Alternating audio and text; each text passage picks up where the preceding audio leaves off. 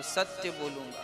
किसी को धोखा नहीं देने का व्रत लो, किसी का अपमान ना करने का व्रत लो, माँ बाप की सेवा करने का व्रत लो। बुढ़ापा आ गया तो बस 10 माला 12 माला 100 माला। एक संत जी अयोध्या में हमें मिले, वो हमारे संघ के संत हैं, हम साथ में ही रहते थे। जब संत वो बने थे तो वो सीनियर थे, हम उनके चरणों में थे, हमारी उम्र के थे, उनके भी उम्र 30-32 वर्ष की होगी प्रेजेंट में। वो साधु हो गए, गृहस्थी नहीं बसाई, और रोज वो सवेरे 3 बजे उठ के बिस्तर से नहाने चले जाते सरयू जी, और नहा के 4 बजे तक वापस आ जाते। वहां से 2-2.5 किलोमीटर था, तो पैदल जाना पैदल आना। तो वो हमारी साथ रहा करते थे, साथ में ही वो 2 कदम दूर उनका बिस्तर था, 2 कदम पीछे हमारा बिस्तर था, साथ में सोते थे। वो वहां सोते, हम यहाँ सोते। वो 3 बजे उठ के चले जाते, 4 बजे आते। जब हमारी नींद खुलती 4, 4:30, 5 बजे, तो वो भजन करते। अब ऊपर ठंडी चलती ना, तो कंबल ढक लेते और अंदर अंदर सीताराम सीताराम सीताराम सीताराम सीताराम सीताराम सीताराम जपते। तो उनको देख देख के फिर हमें लगा कि यार, जब ये हमारी उम्र के हैं, इतना भजन कर रहे हैं। उस समय हमारा विद्यार्थी जीवन था, भागवत नहीं करने का सौभाग्य तब मिला था, बहुत कम करते थे कभी कभी, तब विद्यार्थी थे, पढ़ते थे। तो हमें भी लगा कि ये भजन कर रहे हैं तो हम क्यों नहीं करें। फिर हमने भी व्रत लिया। आप लोग एकादशी द्वादशी पूर्णिमा वाला करते होंगे, हम शायद ये वाला नहीं कर पाते। हमारी एकादशी तो ऐसी रहती है कि हमारे जो भैया लोग हैं वो हमें जो खाने को दे देते हैं हम वो खा लेते हैं। आज वो बताएंगे कि आज एकादशी है तो आज ये नहीं खाना, ठीक है भैया, नहीं खाएंगे। हाँ, तो हमने एक व्रत लिया था अयोध्या में।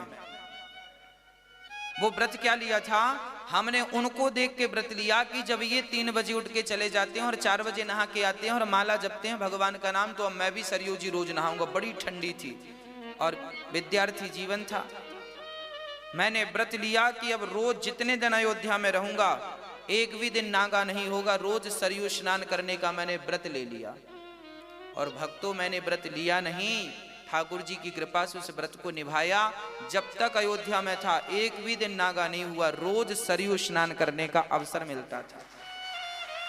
रोज पैदल जाते थे। संत जी वो 4 बजे जब आते थे तब हमारी नींद खुलती, तो हम 4 बजे उठ जाते, चलो तुमसे 1 घंटा बाद ही पहुंचेंगे भगवान के द्वार। तो 4 बजे उठते थे हम, फिर जाते थे तो 4:30 बजे तक पहुंच जाते सरयू जी। दौड़ के जाते, यहाँ से दौड़ लगाते तो सीधे 2.5 किलोमीटर दूर जाके सरयू जी में रुकते, और वहां रुकते तो दौड़ने में शरीर गर्म होता तो थोड़ा सा 2 मिनट बैठ जाते। किसी ने कहा कि बैठ जाया करो, डायरेक्ट पानी में नहीं घुस जाया करो, नहीं बीमार पड़ जाओगे। तो हम 2 मिनट रुक जाते, शरीर नॉर्मल हो जाए। फिर जाके बढ़िया डुबकी लगाते सरयू जी में 4:30 बजे, और फिर वहां से पैदल दौड़ते हुए आते, और फिर बाद में आकर के थोड़ा सा उनकी देखा देखी हम भी माला जपते, हम भी भगवान का भजन करते। बस पहले तो देखा देखी थी, बाद में फिर वो आदत हो गई, फिर मुझसे आनंद आने लगा। फिर आपके बीच में बैठा दिया ठाकुर जी ने। अच्छे लोगों को देखोगे तो अच्छा रंग चढ़ेगा, मेरा कहने का अर्थ ये। और जब अच्छे लोगों को देखो और अच्छा रंग चढ़े तो उसी रंग का व्रत धारण कर लो कि अब तुम्हें रोज ये व्रत से नियम से करना, रोज सरयू जी स्नान करना है, रोज बिहारी जी का दर्शन करना है, रोज तुम्हें एक कम से कम एक माला जपनी है, कम से कम रोज भगवान, एक गरीब व्यक्ति को रोज भोजन दान करना है। कोई एक अच्छा संकल्प, कोई एक अच्छी बात, एक अच्छा काम रोज के लिए ठान लो। रोज 2 आंसू बहाने हैं भगवान की याद में, यही संकल्प ले लो। इससे बड़ा व्रत और क्या हो सकता है। हाँ, तो व्रत होना चाहिए। व्रत का अर्थ है प्रतिज्ञा। रोटी लड्डू खाने से व्रत नहीं टूटता, आपके भीतर की जो बुराइयां हैं उनसे व्रत टूट जाता है।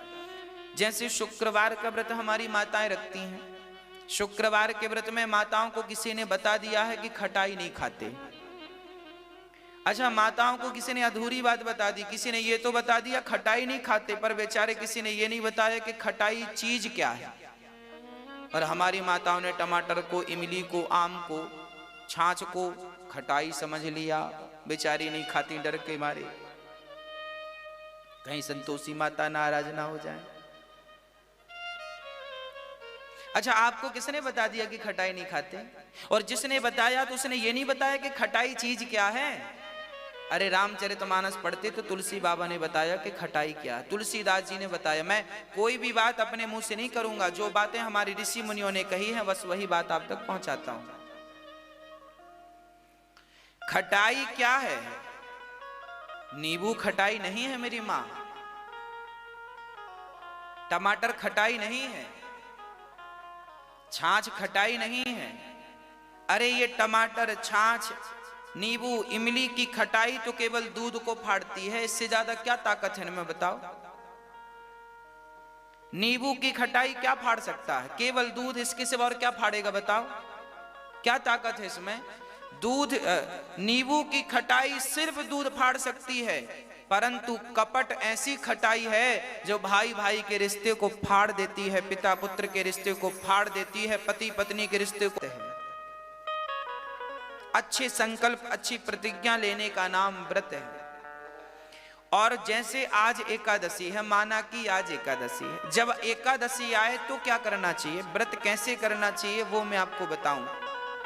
गुरुवार आए और भगवान विष्णु का व्रत करना हो तो व्रत कैसे करना चाहिए। मंगलवार आए और हनुमान जी का व्रत करना हो तो कैसे करना चाहिए। सोमवार आए और शंकर जी का व्रत करना हो तो कैसे करना चाहिए, वो व्रत की पद्धति भी मैं आपको बताऊं। व्रत जैसे आज आपका व्रत है, आज एकादशी माना की, तो आप सुबह जल्दी उठ जाओ और बड़े प्रेम से जल्दी से स्नान करके लोटा भर जल ठाकुर जी को चढ़ाओ, सूर्य भगवान को। और आज एकादशी है तो आज ठाकुर जी का बढ़िया अभिषेक करो, दूध से नहवाओ, दही से नहवाओ, खूब ठाकुर जी का ओम नमो नारायणाय नमः, ओम नमो नारायणाय नमः, नारायणाय नमः, नारायणाय नमः, लक्ष्मी नारायणाय नमः, लक्ष्मी नारायणाभ्याम नमः। खूब स्नान कराओ ठाकुर जी को दूध दही से, और मेवा मिष्ठान खिलाओ पिलाओ ठाकुर जी को। और दिन भर आज मंदिर में बैठ के 4 लोगों को और बुला लो, रिश्तेदारों को, पड़ोसियों, आज एकादशी है, 4 लोगों को बुलाओ और बस कीर्तन करो, श्रीमन नारायण नारायण नारायण। खूब कीर्तन करो, भगवान का नाम खूब जपो। और जाप करने में, कीर्तन करने में, पूजा करने में इतने खो जाओ, इतने डूब जाओ कि सुबह से शाम कब हो गई पता ना चले। अरे भोजन की याद ही ना आए, सुबह से शाम तक आपको भगवान के सिवा कुछ याद ना आए, इसका नाम व्रत है। रोटी छोड़नी नहीं पड़ती, भजन में इतने मस्त हो जाओ कि ये सब अपने आप छूट जाए, इसका नाम व्रत है। कई लोगों को हमने देखा दिन में सोते रहते हैं व्रत के दिन। क्यों सोते रहते हैं? जागेंगे तो रोटी की याद आएगी। बाकी दिन जितना नहीं खाते लोग, व्रत के दिन उतना खा जाते हैं। व्रत के नाम पर बड़ा खा लेते हैं लोग, और महंगा महंगा खाते हैं।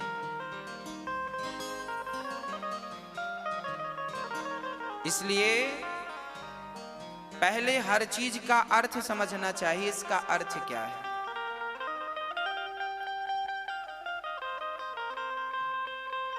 भगवान का चिंतन, भगवान के भजन में इतने डूब जाओ कि कुछ याद ही ना रहे। अरे लड़की का विवाह जब होता है ना, तो बाप के पांव में कांटा भी लग जाए तो उस कांटे की चुभन उसे पता तब चलती है जब बेटी विदा हो जाती है। हाँ या ना? बाप नंगे पांव काम करता है, ये सामान लाना, वो करना, यहाँ जाना, वो करना।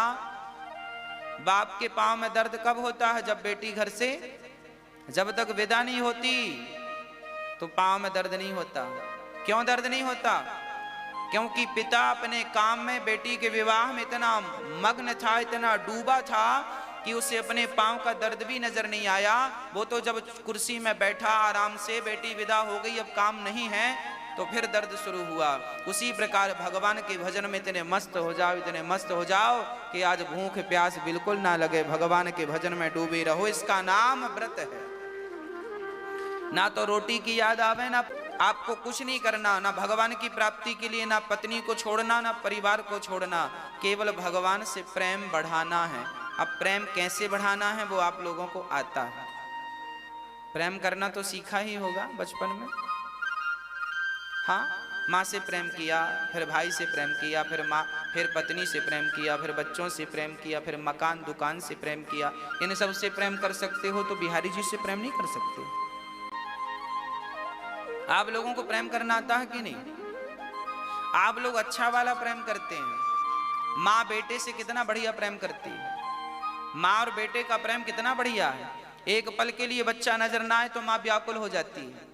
देखो कितना बढ़िया प्रेम है। एक पल के लिए बेटा नजर ना आए तो माँ क्या होती है? व्याकुल होती है। बच्चे को चोट लग जाए तो माँ रोने लग जाती है। वाह कितना सुंदर प्रेम है। पर यही प्रेम थोड़ा सा, अरे इसका हाफ आधा भी भगवान से होता तो भी नैया पार हो जाती। पर क्या करें, पूरी जिंदगी जी ली पर इसका आधा भी प्रेम भगवान से ही तो ना हो सका। जितना बेटों से हो गया है आपको, जितना बेटी से प्रेम है आपको, जितना दुनिया से प्रेम है आपको, जितना जगत से प्रेम है आपको, उतना जगन्नाथ से हो जाए तो काम ही बन जाए। फिर तो मोक्ष में कोई बाधा ही नहीं है, भगवत प्राप्ति में कोई बाधा ही नहीं है। पर क्या करें, होता ही नहीं। ये सारे शास्त्र पुराण क्या कहते हैं? हम पूरी जिंदगी हम जब तक जिएंगे तब तक यही कहेंगे आपसे कि भगवान से प्रेम कर लो, भगवान से प्रेम कर लो, भगवान से प्रेम कर लो, भगवान से प्रेम कर लो। सारे वेद, 4 वेदों का सार क्या है? सारे वेदों का सार है भगवत प्रेम। 18 पुराणों का सार क्या है? भगवान। अरे भाई, एक बाप ने बेटी का विवाह किया। बेटी के विवाह में 50 लाख की तो गाड़ी दी और सारे बारातियों को एक एक मोटरसाइकिल दी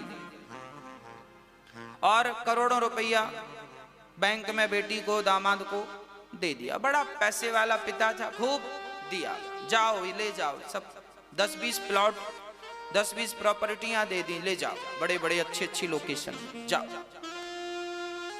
एक पिता ने अपनी बेटी के विवाह में अरबों खर्च कर दिया, परंतु उस बेटी का उसके होने वाले पति से प्रेम हुआ ही नहीं। वो दोनों पति पत्नी प्रेम करते ही नहीं। तो अब मेरा प्रश्न आपसे है कि वो दोनों पति पत्नी एक दूसरे से प्रेम नहीं करते तो विवाह का इतना सारा खर्चा सार्थक हुआ कि व्यर्थ गया? हाँ कि ना? व्यर्थ गया कि सार्थक हुआ? अरे भाई, पिता ने इतना खर्चा इसलिए किया था कि बेटी हमारी खुशी से अपनी ससुराल में रहे पति के संग, पर पति तो प्रेम करता ही नहीं और ये छोरी भी प्रेम नहीं करती। तो लो, पिता का इतना सारा दान दक्षिणा सब बेकार चला गया। उसी प्रकार तुमने व्रत किए, उपवास किए, यज्ञ किए, जप किए और नाना तीर्थ किए, व्रत किए, सब किए, पर भगवान के चरणों में प्रेम नहीं हुआ तो सब बेकार है। यदि प्रेम हो गया तो सब सार्थक है।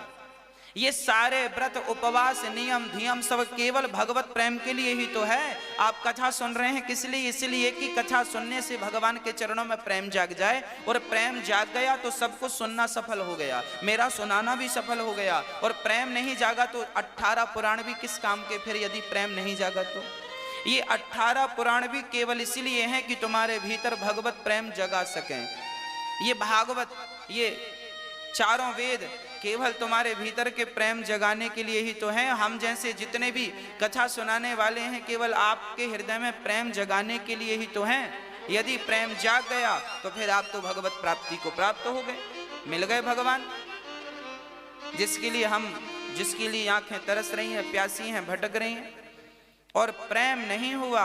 रामचरितमानस में भी राम जी स्वयं कह रहे हैं। अच्छा, बिहारी जी की पूजा हम लोग कर रहे हैं, आप भी कर रहे हैं।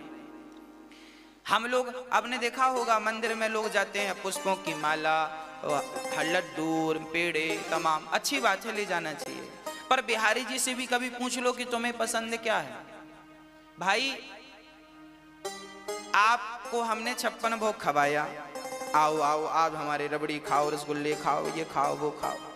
अरे भाई, एक बार हमारा फर्ज है कि हम आपसे ये भी पूछ लें कि भैया तुम्हें क्या पसंद है।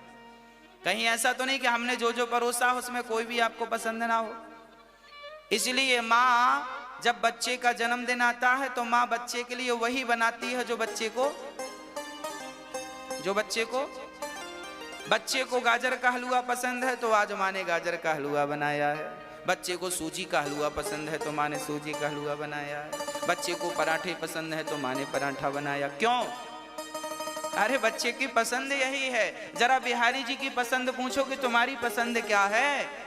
लड्डू पसंद है क्या? पेड़े पसंद है क्या? माला पसंद है क्या? भगवान कहेंगे ना, हमें ये कुछ भी पसंद नहीं। तो क्या पसंद है? लिख रहे हैं गोस्वामी जी, राम ही केवल प्रेम प्यारा, जान ले ये जो जान निहार। भगवान को केवल प्रेम पसंद है, प्रेम। और प्रेम से भगवान को एक पत्ता दे दोगे तो वो भी स्वीकार है। प्रेम से एक सड़ा सा फल दे दोगे तो वो भी। अरे विदुरानी ने प्रेम से छिलके दिए तो खाए कि नहीं? प्रेम से सुदामा ने कच्चे चावल दिए तो खाए। कच्चा चावल आपने तपस्या की होगी। अरे भाई, जब बिना तपस्या के तुम्हें नौकरी नहीं मिलती तो बिना तपस्या के भगवान कैसे मिल जाएगा? ये तो समझो। हाँ, तो तपस्या तो जरूरी, तपाना, यही तो तपाना है। कोई पैसों के लिए तपा रहा है,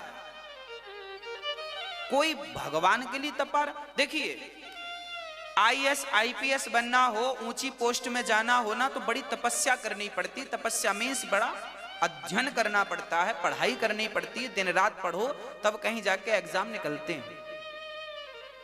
हाँ, सहज में नहीं निकलते।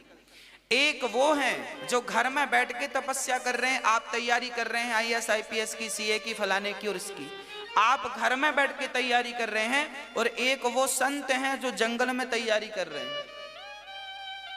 आप भी तप रहे हैं और वो साधु संत भी तप रहे हैं। फर्क इतना है कि आप तपस्या करके क्या बनेंगे? आईएएस बन जाएंगे, आईपीएस बन जाएंगे, जज बन जाएंगे। हाँ, और आपको अच्छी पोस्ट पे पहुंचा दिया जाएगा, पैसा बहुत मिलेगा। इस तपस्या से संसार के सुख मिलेंगे, भौतिक सुख। नाम होगा, पद होगा, पैसा होगा, खूब आनंद से। इस तपस्या से संसार की सुख सुविधाएं मिल सकती हैं, संसार के भोग मिल सकते हैं। पर जो जंगल में बैठ के ऋषि मुनि तपस्या कर रहे हैं वो भोगों के लिए नहीं, वो तो भगवान के लिए तपस्या कर रहे हैं। अब आपको निर्णय लेना है कि आपको किसके लिए तपस्या। तपस्या दोनों में है। भोगों को पाने के लिए भी तपस्या करनी पड़ेगी और भगवान को पाने के लिए भी तपस्या करनी पड़ेगी। अब जीवन में आप किसको अधिक महत्व देते हैं, भोगों को या भगवान को? भोगों को महत्व देना है तो संसार पर्याप्त है, और भगवान के लिए बढ़ना है तो फिर इसके लिए फिर आपको इसका त्याग करके आगे बढ़ना पड़ेगा। और उस त्याग में याद रखना, उस त्याग में जो सुख मिलेगा वो इस सुख से करोड़ों गुना अच्छा है, करोड़ों गुना। इस सुख की तो मैं तुलना करूं गुड़ की तरह।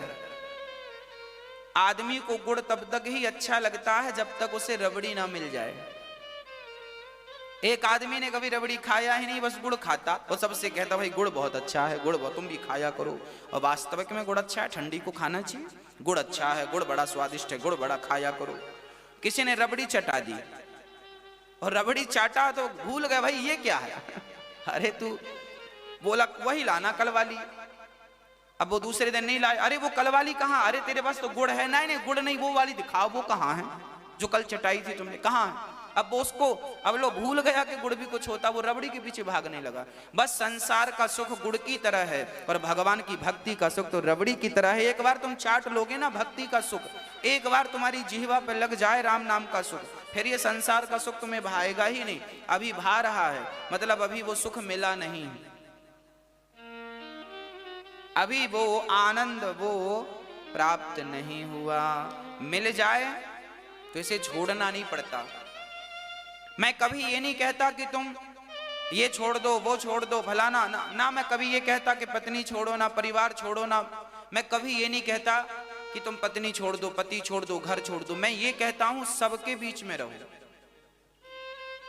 और हम इस बात पर यकीन रखते हैं कि जब आम का फल कच्चा होता है तो वो वृक्ष को पकड़ के रखता है, और वही आम जब पक जाता है तो वृक्ष से छुड़ाना नहीं पड़ता, वो अपने आप बस जिस दिन मेरी माँ आप घर में रहती रहती पक गई, आपकी भक्ति पक गई, तुम भक्ति घर से ही स्टार्ट करो और घर में रहते रहते भगवान में मन लगाओ, भगवान से प्रेम करो।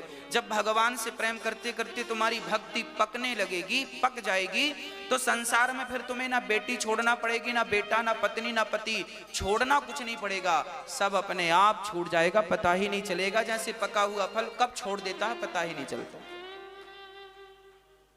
अपने आप को पकाना है, छोड़ के तुम जंगल में नहीं जा सकते, वन विभाग बैठा है घुसने नहीं देगा।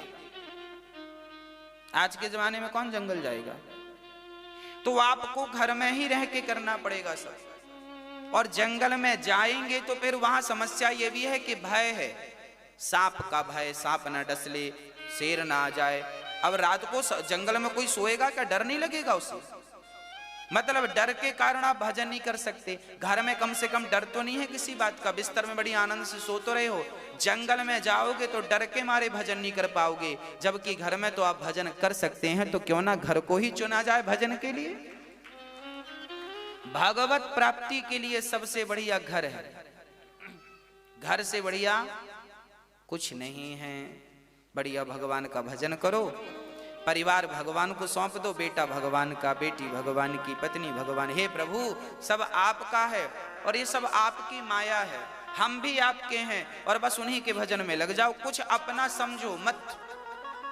गलती तो तब होती है आपसे जब आप सबके मालिक बन के बैठ जाते हैं। मैं इसका मालिक हूं, ये मेरा है, ये मेरा है। कुछ भी अपना मत समझो, है सब तुम्हारा, पर मैं का ये जो अहंकार है ये डिलीट कर दो। मैं इस बच्चे का बाप हूं, मैं इस बच्चे का पिता हूं, ये जो मैं का अहंकार है कि तुम ही इसके बाप हो, ये जो अहंकार है बाप वाला, ये डिलीट कर दो और उस बाप की जगह भगवान को बिठा दो। प्रभु जी तुम ही इसके पिता हो, मैं तो कुछ नहीं हूं। अपने आप को आप हटा दो वहां से, फिर देखो मैं इस घर का मालिक हूं। अपने आप को हटाकर उस जगह पर, उस स्थान पर भगवान को बिठा दो। प्रभु ये घर आपका है, ये फैक्ट्री आपकी है, ये दुकान आपका है, ये बिजनेस आपका है, ये व्यापार आपका है, बस आप न्यूट्रल हो जाओ ना। क्यों गियर में फंसे पड़े हो? गाड़ी तब तक ही तो भागती है जब तक गियर में होती है, न्यूट्रल होती है तो खड़ी हो जाती है। पार्किंग में खड़ी है, ना आगे ना पीछे खड़ी है। तो आप भी जो गियर में फंसे पड़े हैं, 1 नंबर 2 नंबर 3 नंबर 4 नंबर, हाँ न्यूट्रल पार्किंग मूड में डाल दो अपने आप को, साइलेंट।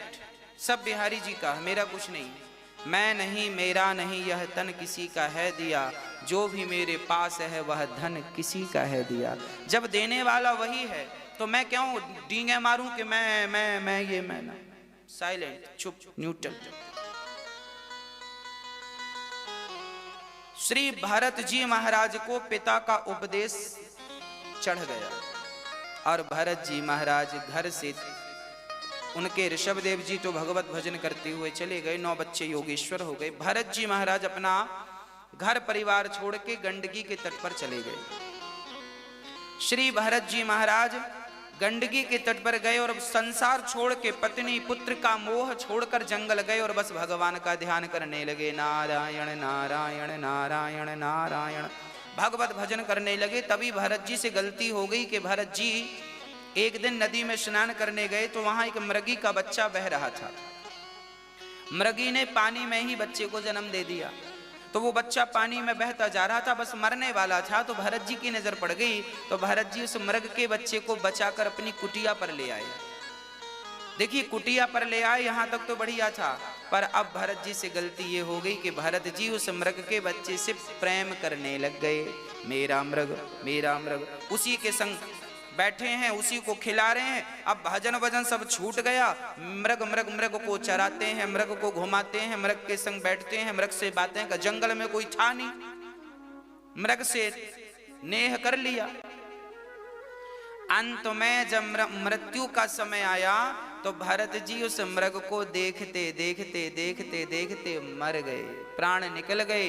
और जब प्राण निकले तो यमराज ने कहा कि आप मृग को देखते देखते आए हैं, इसलिए अब आपको मृग की योनि में जाना पड़ेगा।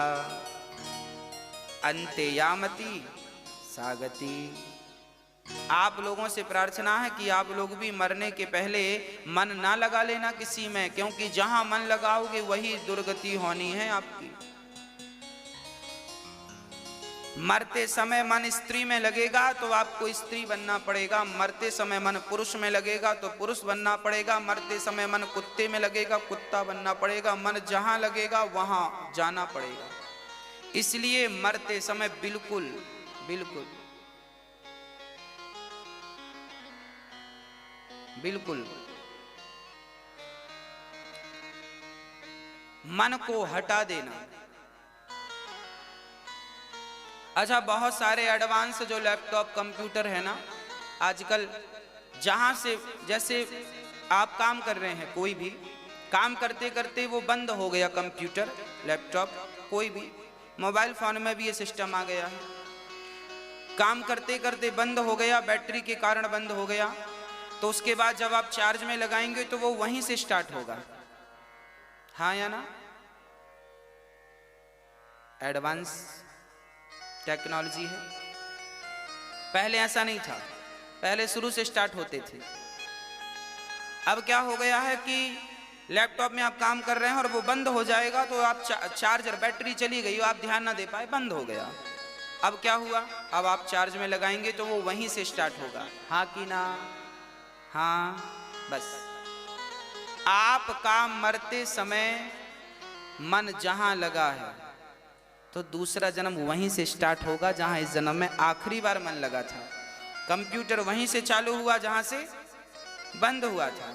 बस ईश्वर भी यही है, आपका मनी राम मन आखिरी समय जहां है, गति वही है, अंते यामति सागति। इसलिए मरते समय मन को सबसे हटा लो। लैपटॉप बंद हो उसके पहले काम धाम पूरा करके सेव कर लो फाइल और अपनी गैलरी में आ जाओ, बढ़िया बाहर आ जाओ। हाँ, ताकि वहां से आप फिर किसी भी फंक्शन में जा सकते हैं। आप भी मरने के पहले सब वापसी कर लीजिएगा, पत्नी से मन हटा लीजिएगा, पुत्रों से मन हटा, सबसे बिल्कुल अपने वापसी आ जाइएगा ताकि आपका मोक्ष हो जाए। और यदि मन बेटे में लगा रहा तो लो भैया, बेटे के ऊपर मन लगा रहा, आप फिर तुम किसी के बेटे बन के आओ, फिर तुम झंझट में पड़ो। इसलिए बिल्कुल साइलेंट, मन कहीं ना लगे, बस मरते समय भगवान में मन लगाओ। इसलिए मरते हुए आदमी को गीता सुनवाई जाती है, इसलिए सुनवाई जाती है ताकि गीता के शब्द सुने और उसका यहाँ वहां मन लगा हो तो हट जाए। पर आजकल उल्टा है, जब मर जाता है तब गीता सुनवाते हैं। अब कैसे सुनवा रहे हो भैया? मरने के पहले गीता इसलिए सुनवाई जाती है कि यहां वहां से मन हट जाए। भरत जैसे ज्ञानी का मन लगा तो भरत जैसे ज्ञानी को मृग बन के आना पड़ा। जंगल में लगी आग तो भरत जी मृग बन के आए थे, अब वो मृग बने थे, आग लगी तो उसमें जल गए, फिर तीसरा शरीर मिला उन्हें मनुष्य का। भगवान ने कहा कि तुम्हें एक मौका और देंगे मनुष्य बनाने का, अब तुम गलती ना करना नहीं तो गति बिगड़ जाएगी। अब भरत जी मृग बन के गए, उसके बाद मनुष्य बनकर आए। अब भरत जी बिल्कुल चुप रहते हैं, किसी ने गाली दी तो कोई उत्तर नहीं, किसी ने स्तुति की तो कोई उत्तर नहीं, बड़े चुप रहते हैं, गुमसुम रहते हैं, ना पढ़ते हैं ना लिखते हैं, कुछ भी काम भरत जी नहीं करते। भरत जी को पता है कि पिछले जन्म में मृग के चक्कर में गति बिगड़ गई थी, इस जन्म में भी गति ना बिगड़ जाए, इसलिए तब के खाए, तब खाई तो खाई, अब खाए तो राम दोहाई, अब नहीं करेंगे गलती। दूध से जली हुई बिल्ली भी छाछ को फूक फूक के हाँ पीती है। तो आपसे ये गलती, ये अपराध ना हो जाए कि आप भी मन कहीं यहां वहां लगाएं। मन भगवान के श्री चरणों में अब भरत जी ने पूर्ण रूप से समर्पित कर दिया। पिता ने कहा गीता पढ़ लो, पिता ने कहा ये पढ़ लो वो पढ़ लो, पर भरत जी ने कुछ नहीं पढ़ा। भरत जी को पता था कि मैं पढ़ लूंगा और कहीं पढ़ाई का ही घमंड आ गया तो भी मैं उलझ जाऊंगा, शादी कर लूंगा तो कहीं सुंदर पत्नी का, सुंदर बच्चों का अहंकार ना आ जाए। आजकल माँ बाप को भी बड़ा अहंकार होता है, मेरा बेटा तो ये है, मेरा बेटा तो वो है, बेटे की अहंकार करे घूम रहे हैं। बेटा कोई अच्छी पोस्ट में चला जाए, फिर देखो पिता को ऐसे चलता है। अहंकार पग पग में बैठा है और वो ये समझते नहीं है कि भाई यही तुम्हारे सबसे बड़ा दुश्मन है। रावण जैसों का अहंकार टिका नहीं, तुम्हारा क्या टिकेगा। और याद रखना, भगवान को अहंकार बिल्कुल पसंद नहीं, बिल्कुल रत्ती भर पसंद नहीं। दुर्योधन के घर भगवान ने भोजन क्यों नहीं किया? क्योंकि अहंकार था। विदुरानी के घर भोजन क्यों किया? क्योंकि अहंकार नहीं था। क्यों नहीं समझते लोग इन बातों को? और याद रखना, अहंकार केवल भगवान को नहीं, हमें भी अच्छा नहीं लगता और आप लोगों को भी अहंकार अच्छा नहीं लगता। आपका कोई दोस्त आपसे अहंकार में बात करे, आपका पड़ोसी आपसे बड़ा एटीट्यूड में बात करे तो आपको अच्छा लगता है? बोलो। आपका भाई ही आपके सामने बड़ा ईगो में बात करे आपसे, आपको अच्छा लगेगा? अरे भाई, जब आपको अहंकार अच्छा नहीं लगता तो भगवान को अहंकार कैसे अच्छा लगेगा?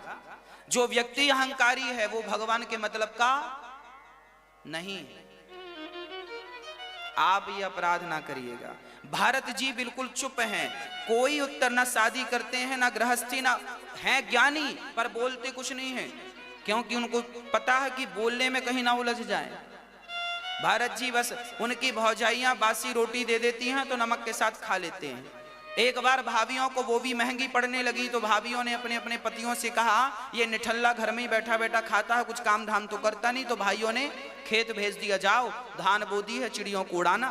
पर भरत जी बाजा बजा बजा के चिड़ियों से कहने लगे कि चिड़िया, खेत भी राम जी का और तुम भी राम जी की हो, खाओ राम जी की चिड़िया, राम जी का खेत खाओ री चिड़िया। भर भर पेट हम बैठे हैं, चिड़ियों से खवा दिया। भाइयों ने आके 2 लाठियां जमाई, निकम्मा किसी काम का नहीं है, खेत में भी चिड़ियों को धान खवा दिया।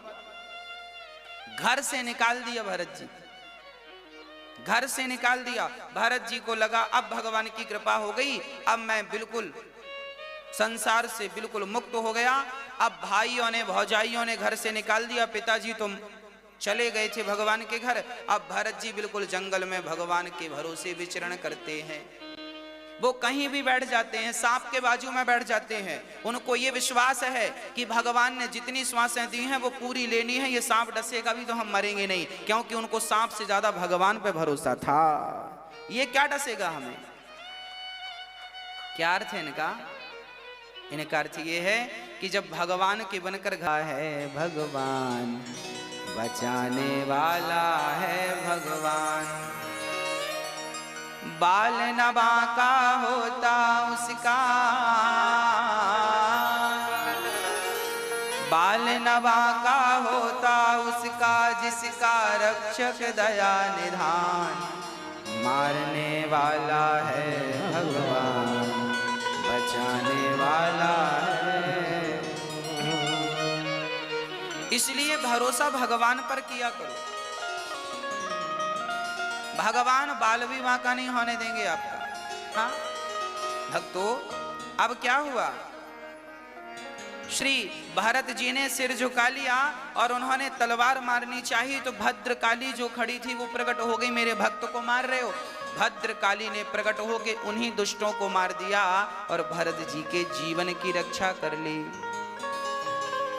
जीवन में जब आपके प्राणों की कोई रक्षा करता है तो आप ये ना सोचा करो कि फला व्यक्ति ने मेरी रक्षा की, आप ये कहा करो कि परमात्मा ने ही इस रूप में मेरी रक्षा की है। परमात्मा ही जीवन दाता है, वही किसी ना किसी रूप में आकर हमारे जीवन को बचाते हैं। इसलिए सबसे अधिक भरोसा भगवान पे करना सीखो।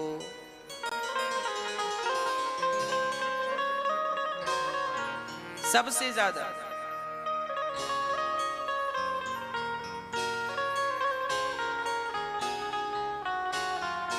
भगवान ही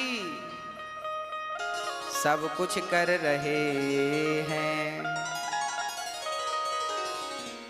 रचा है सृष्टि को जिस प्रभु ने, वही ये सृष्टि चला रहे हैं। जो रचे हैं वही चला रहे, और हम तो यात्रीगण हैं। आज इस स्टेशन में हैं, कल उस स्टेशन में रहेंगे, है ना। परमात्मा ट्रेन की तरह है। ट्रेन तो परमानेंट चलेगी अपने अपने रास्ते से। अब यात्री जो कल बैठा था वो आज नहीं बैठेगा, जो आज बैठा है वो। यात्री बदलते रहते हैं, ट्रेन कहाँ बदलती है? ट्रेन तो वही है। ईश्वर तो ट्रेन है और हम उसमें सवार यात्रीगण हैं। तो आज हैं कल रहेंगे नहीं, इसका भरोसा नहीं है, तो अहंकार किस बात का करें? जब हमारा ही भरोसा नहीं तो अहंकार किस बात का? इसलिए श्री भरत जी महाराज अब कोई प्रत्युत्तर नहीं। तभी वहां से सिंधु सौवीर देश का राजा पालकी पर चढ़ के चला और एक कहार बीमार पड़ गया, तो भरत जी को कहार बनाकर लगा लिया। अब भरत जी कहार बन के चल रहे हैं। रास्ते में चींटी थी, भरत जी को लगा पांव रख दूंगा मर जाएगी, तो भरत जी छलांग लगाते हैं। अच्छा, भरत जी के कंधे पर रहुगण की पालकी। सिंधु सौवीर देश का एक राजा था, बड़ा अहंकारी था, कपिल देव जी के पास जा रहा था। आज कपिल भगवान के आश्रम में पहुंचे, उसके पहले भरत जी से भेंट हो गई और भरत जी को पालकी कंधे पे रख के चलनी पड़ी। ये राजा रहुगण वही है पिछले जन्म का मृग, इस जन्म में राजा बन के आया है, क्योंकि उस मृग को संत की संगत मिल गई ना। देखिए क्या हुआ, भारत का मन एक मृग में लगा था कि नहीं?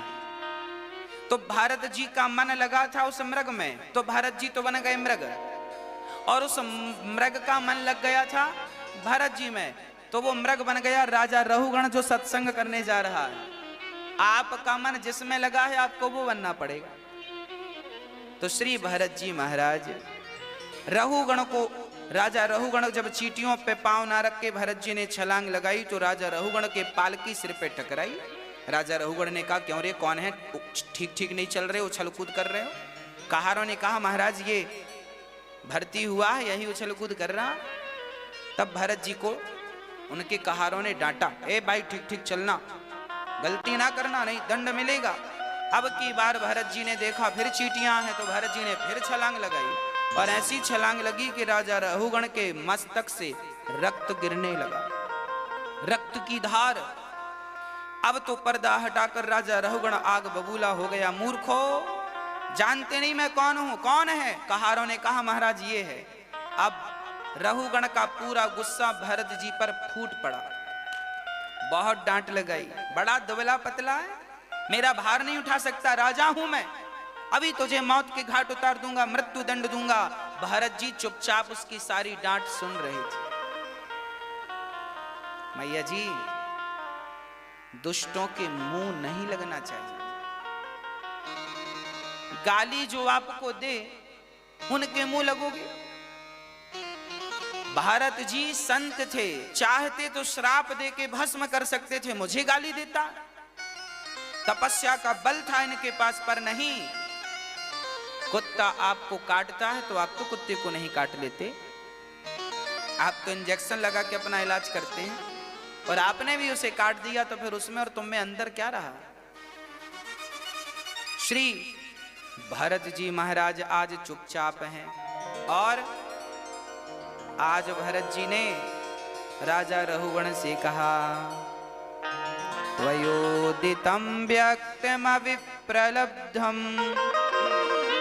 भरतो समय स्याददि वीरभारः गन्तुर्यदि स्यादधिगम्य मध्वा पीवेतिरासौ न विदां प्रवादः। आज रहुगण ने कहा तुम बहुत दुबले पतले हो। भरत जी मोटे ताजे थे तो व्यंग कर रहा है, बड़े दुबले हो, हमें उठा नहीं पा रहे हो। तब भरत जी ने जवाब दिया, राजन देखिए भार तो शरीर में होता है, मोटा पतला शरीर हो सकता है, आत्मा नहीं हो सकती, आत्मा तो एक जैसी है। इसलिए आप जानते नहीं हैं, आप शरीर को आत्मा समझ बैठे हैं। आप डांट किसे रहे हैं? अच्छा, आप किसी को डांटते हैं तो किसे डांटते हैं? फलाने व्यक्ति को, फलाने व्यक्ति को आप डांट रहे हैं। तो भाई ये तो बताओ कि वो है कौन? तुम जिसे डांट रहे, तुम शरीर को डांट रहे हो कि आत्मा को? देखिए, शरीर अलग है, आत्मा बिल्कुल अलग है। शरीर और आत्मा वैसे ही अलग अलग हैं जैसे मोबाइल और सिम दोनों अलग अलग हैं। मोबाइल अलग, सिम अलग, पर दोनों एक दूसरे के पूरक हैं। जब तक सिम मोबाइल में ना पड़े तो मोबाइल किसी काम का नहीं, और सिम को मोबाइल ना मिले तो सिम भी अकेली किसी काम की नहीं। दोनों हैं अलग पर हैं एक दूसरे के पूरक। उसी तरह आत्मा सिम जैसी है, शरीर मोबाइल सेट जैसा है। मोबाइल है ये मोबाइल तब तक काम नहीं करेगा जब तक इसमें सिम नहीं पड़ेगी, नेटवर्क नहीं होगा, वाईफाई नहीं होगा, नहीं तब तक कोई काम नहीं करेगा। उसी प्रकार आत्मा तो वाईफाई जैसी है, आत्मा सिम जैसी है। ये शरीर तभी काम करता है जब आत्मा होती है, आत्मा निकल जाए। अच्छा, जब आदमी मरता है आपकी भाषा में तो आत्मा ही तो निकलती है, शरीर तो ज्यों का त्यों पड़ा है। आदमी के मरने के बाद क्या बिगड़ता है ये बताओ? आत्मा ही तो नहीं रहती, बाकी तो सब है। आंख कहीं नहीं गई, नाक कहीं नहीं गई। हाँ, मरने के बाद तो बाल भी बढ़ते हैं, नाखून भी बढ़ते रहते हैं। तो फिर आप रखते क्यों नहीं हो आदमी को? ये तो हमारा अपना था, अब रखो फ्रिज में संभाल के। क्यों जला देते हो? आप ही तो भेजते हो, ले जाओ। क्यों जलवा देते हो? क्यों दफना देते हो? उस व्यक्ति की वैल्यू तब तक थी जब तक उसके भीतर आत्मा थी। सीधी बात कहें तो शरीर की कोई वैल्यू नहीं है, वैल्यू तो उस आत्मा की है। और सच्ची कहूं तो तुम शरीर हो ही नहीं, क्योंकि तुम शरीर होते तो तुम तो तब भी थे जब मर गए थे, तब भी तो तुम्हारा शरीर अवेलेबल था, उपस्थित था। आत्मा ही तो नहीं थी। इसका अर्थ क्या हुआ? हम शरीर नहीं है, हम वही आत्मा है जो निकल जाती है तो लोग कहते हैं मर गया। ये अनिरुद्धाचार्य कौन है? शरीर नहीं हूं मैं वही आत्मा हूं जिसके निकल जाने से लोग कहेंगे मर गया। मैं वही आत्मा हूं। शरीर 5 चीजों से मिलकर बना है, पृथ्वी, जल, वायु, अग्नि, आकाश। इन 5 चीजों से मिलकर शरीर बना है और अंत में ये पांचों तत्व पांचों में जाके मिल जाते हैं। पृथ्वी तत्व पृथ्वी में, वायु तत्व वायु में, जल तत्व जल, अग्नि अग्नि में, आकाश आकाश में। बचा क्या? आत्मा बची। आत्मा जाके परमात्मा से मिल गई, आत्मा परमात्मा में। फिर प्रश्न खड़ा हुआ कि तुमने जो पाप और पुण्य भोगा था उसका फल कौन भोगेगा? यदि आत्मा परमात्मा में मिल गई, शरीर 5 तत्वों में मिल गया, तो फिर तुमने जो पाप किए हैं इसका फल कौन भोगेगा? जो पुण्य किए हैं इसका फल कौन? फिर क्यों करता है आदमी पाप और पुण्य? क्यों डरता है पापों से? क्योंकि पाप और पुण्य भोगने वाला भी कोई है तुम्हारे भीतर। कौन भोगता है? आपके भीतर के पाप कौन भोगेगा? पुण्य कौन भोगेगा? बताओ, आप बताओ जल्दी से सोच के, फिर हम बताएंगे कौन भोगता है। हमारे भीतर एक चीज और है। मोबाइल में, मोबाइल तो है, सिम है, एक तीसरी चीज और होती है जिसे हम मेमोरी कार्ड कहते हैं। मेमोरी होती है कि नहीं? आपने मोबाइल से कोई चीज, आपने फोटो क्लिक की तो फोटो जाके सेव कहाँ होती है? चाहे फोन की मेमोरी हो, चाहे मेमोरी कार्ड होगी तो मेमोरी में। फोन के अंदर भी इंटरनल मेमोरी होती है, होगी सेव मेमोरी में ही। मोबाइल का कैमरा फोटो को क्लिक कर सकता है, सेव नहीं कर सकता। सेव तो मेमोरी में होती है। वीडियो बन सकती है पर वीडियो सेव तो होगी मेमोरी में। ये कैमरे लगे हैं, कैमरे में भी किनारे एक मेमोरी पड़ी रहती है, मेमोरी में सारा डाटा सेव हो जाता है। हाँ जी, बस इसी तरह तुमने जो पाप और पुण्य किया है ना, ये तुम्हारी मेमोरी में सेव हो रहा है। ये मेमोरी क्या है? तुम्हारा सूक्ष्म शरीर, जिसे हम मन भी कहते हैं। मन को हल्के में मत लेना, यह मन ही तो जन्म मृत्यु का कारण है। सारा झंझट मनीराम का है। ये जो मन है यही सूक्ष्म शरीर है। हमने जो भी पाप किए हैं मन में सेव है, पुण्य किए हैं सब मन में फीड है। जब हम मरते हैं तो हमारा सूक्ष्म शरीर, अच्छा सूक्ष्म शरीर क्या है वो भी मैं आपने कभी सपना देखा है कि नहीं? सपना देखा होगा तो आप अपने कमरे में सो रहे थे पर सपने में हरिद्वार चले गए, तो ये बताओ सपने में आप हरिद्वार गंगा नहा रहे हो, ये कौन है जो गंगा नहा रहा है? कौन है ये? आप तो कमरे में सो रहे हो और ये हरिद्वार कौन घूम रहा है? कौन? आपका मन। आपका मन आपको वही स्वप्न का दृष्टा है। स्वप्न का दृष्टा कौन है? स्वप्न का दृष्टा मन है और मन को ही विद्युत जन सूक्ष्म शरीर कहते हैं। ये शरीर हमारा स्थूल शरीर है, ये शरीर हमारा स्थूल शरीर है और मन सूक्ष्म शरीर है। ये तो यहीं जलाने के काम आता है, पर सूक्ष्म शरीर ही जाता है भगवान के घर और वहीं पर हिसाब किताब होता है कि तुमने कितना पाप किया और कितना पुण्य किया है। और जो तुमने पाप किया है तो पापों का फल तुम्हें कीड़ा मकोड़े बन करके, नाली का कीड़ा मकड़ी चमगादड़ ये सब बन के आना पड़ता है। यही तो कर्मों का दंड है, नरक जाना पड़ता। और तुमने पुण्य किए हैं तो फिर तुम्हें भगवान मनुष्य का तन देते हैं। देखो तुमने गलती की तो तुम्हें पाप का दंड भोगना पड़ा। जब आदमी मर के जाता है तो भगवान हिसाब किताब करते हैं कितना पुण्य किया कितना पाप किया। यमराज पूरा हिसाब लगाते हैं, इन्होंने 5 किलो पाप किया है, 100 ग्राम पुण्य किया है। 5 किलो पाप और 100 ग्राम, तो पहले पाप ज्यादा है ना, 5 किलो निकले। अच्छा आपके कितने पाप निकलेंगे जब हिसाब होगा? बताओ। 5 किलो ही निकलेंगे कि कुछ कम भी निकलेंगे? कितनी उम्मीद है आपको? हाँ, कुछ कम ज्यादा होंगे कि 5 ही निकलेंगे? 10 तो नहीं निकलेंगे? निकलेंगे। कुछ लोग कह रहे हैं ज्यादा की उम्मीद है महाराज जी, ज्यादा उम्मीद है। हाँ? हम तो कहते हैं भगवान आपके एक रत्ती पाप ना निकले। पर हिसाब किताब होगा तो आप लोग ना अभी खूब मौज कर रहे हो। हाँ, खूब कपट चल रहा है, छल चल रहा है, झूठ चल रहा है, पर ठहरो ठहरो, मिलेगा, इसका भी फल मिलेगा। कर लो मनमानी, कर लो। हाँ जी, 5 किलो पाप जब निकलते हैं तो 5 किलो पाप का फल भोगने के लिए भगवान फिर मृत्यु लोक में भेजते हैं। जाओ, 5 किलो पाप तुमने किया है, अब उनका फल भोग। 5 किलो पाप खत्म कैसे होते हैं? तुम्हें मच्छर बनना पड़ता है, मक्खी बनना पड़ता है, नाली का कीड़ा बनना पड़ता है, चमगादड़ बनना पड़ता है, सुअर बनना